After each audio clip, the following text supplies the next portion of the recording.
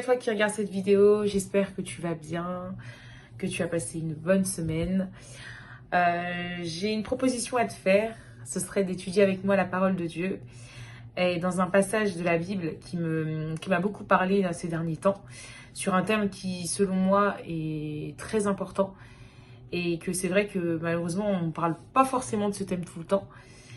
Et donc du coup, je mets ce thème sous silence. Mais en tout cas, je vais te demander juste de prendre ta Bible, d'ouvrir dans Matthieu chapitre 16, versets 13 à 18, de mettre pause à cette vidéo, de demander au Saint-Esprit qu'il puisse te guider et t'orienter dans la lecture de sa parole, de lire la parole de Dieu et ensuite de reprendre cette vidéo.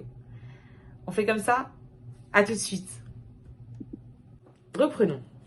Alors, tout d'abord, quand on s'intéresse au contexte, déjà où est-ce que ça se passe, donc dans le territoire de Césarée de Philippe, quand est-ce que ça se passe au 1er siècle après Jésus-Christ, et puis quand on regarde un peu plus en profondeur la parole de Dieu, on va essayer de décrypter à peu près chacune des... Enfin, j'ai pris du coup Matthieu chapitre 16, versets 13 à 18, et en fait, j'ai étudié à peu près chacun des versets avec des commentaires, voilà, que je peux...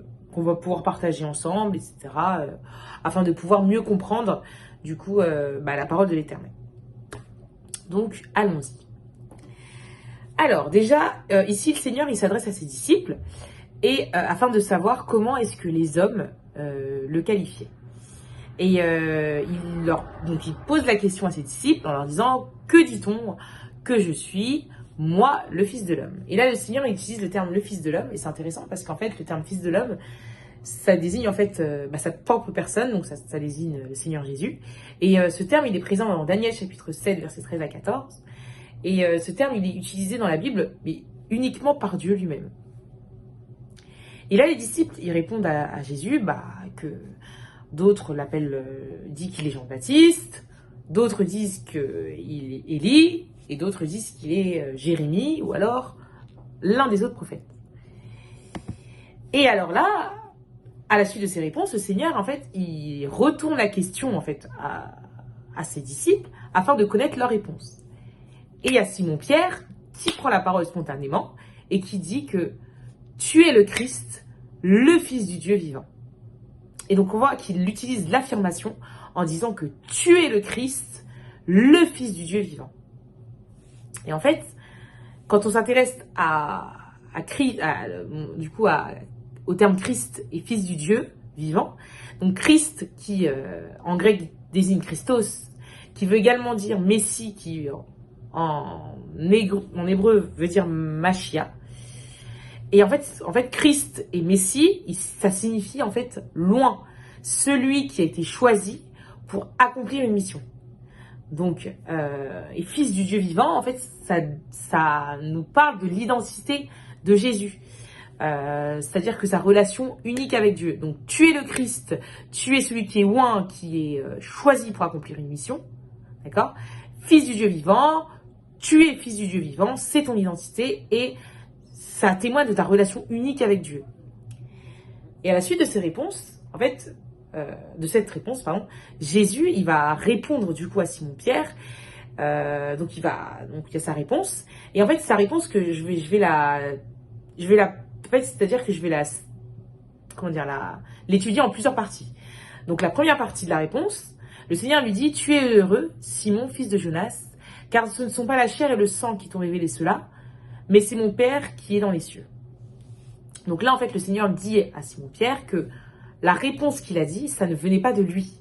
Ce n'est pas lui, c'est-à-dire que ça ne vient pas de sa nature propre, humaine, qu'il a dit cela, mais ça vient, en fait, de Dieu. C'est-à-dire que c'est l'Esprit de Dieu qui, en fait, a inspiré Simon-Pierre pour dire cela, quoi. Et donc, cette parole de sagesse et de connaissance vient de Dieu. Ensuite, dans la deuxième partie, le Seigneur lui dit « Et moi je te dis que tu es Pierre, et que sur cette pierre je bâtirai mon église. » Et en fait, dans cette partie-là, on voit que le Seigneur, il attribue en fait une nouvelle identité à Pierre. C'est-à-dire que à partir de la parole de sagesse et de connaissance qui provient de Dieu, mais qui a été émise par Simon-Pierre, le Seigneur, en fait, il lui attribue une nouvelle identité, c'est-à-dire ce n'est plus... en fait, il n'est plus Simon, fils de Jonas, mais il est Pierre, il devient Pierre. Et que sur cette parole, d'accord, sur la parole qu'il vient de dire, c'est sur cette parole qu'il bâtira son église. Et donc, donc après, il y a l'église, donc là, il y a l'église, donc le terme église, en fait, il y a deux significations. Donc, il y a l'église, l'assemblée locale, donc plusieurs croyants qui se réunissent, qui partagent la même foi en Jésus-Christ comme Seigneur et Sauveur de l'humanité. Et puis, on a aussi l'église, l'assemblée, on a aussi également l'assemblée universelle, donc le peuple de Dieu, l'épouse de Christ, le corps de Christ, et qui, l'église est également le temple de Dieu et du Saint-Esprit. Et donc, en fait, on remarque ici que Pierre, en fait, par l'intermédiaire de l'Esprit de Dieu, a connu qui était véritablement Jésus. Et par la suite, le Seigneur a attribué sa vraie identité à Pierre. C'est-à-dire que l'identité de la manière que le Seigneur le voyait. En troisième partie, le Seigneur dit « Et les portes du séjour des morts ne prévaudront point contre elles ». Et en fait, les portes du séjour des morts, en fait, c'est Satan et les démons. Et que en fait, le Seigneur dit que Dieu va préserver son Église de toutes les attaques acharnées du diable contre elle. D'accord? Et c'est à nous, Église, en fait, de rester ferme, de rester ancré, de rester attaché à la parole de Dieu, de garder notre foi ferme malgré les épreuves de nos vies. Et donc, en conclusion de cela, on peut conclure en disant que sur la parole de connaissance de Pierre, qui est inspirée par Dieu, le Seigneur Jésus a révélé à Pierre son identité en Christ et son appel. C'est-à-dire que, son appel, parce que par la suite, Pierre deviendra apôtre du Seigneur Jésus-Christ. Donc en fait, plus nous aurons cette soif de connaître réellement le Seigneur, plus il se révélera à nous par son esprit, et plus nous aurons la connaissance de comment le Seigneur nous perçoit et nous qualifie. C'est-à-dire que, en fait, le thème en fait de mon étude, c'était l'identité en Christ. En fait, c'est-à-dire que notre réelle identité en tant qu'enfant de Dieu. C'est-à-dire qu'après avoir accepté le Seigneur Jésus comme Seigneur et Sauveur, d'avoir renoncé à notre nature de pécheur, d'avoir choisi de marcher à sa suite dans l'obéissance et le respect de sa parole, le Seigneur, en fait, du coup, il nous attribue en fait notre réelle identité en lui, quoi.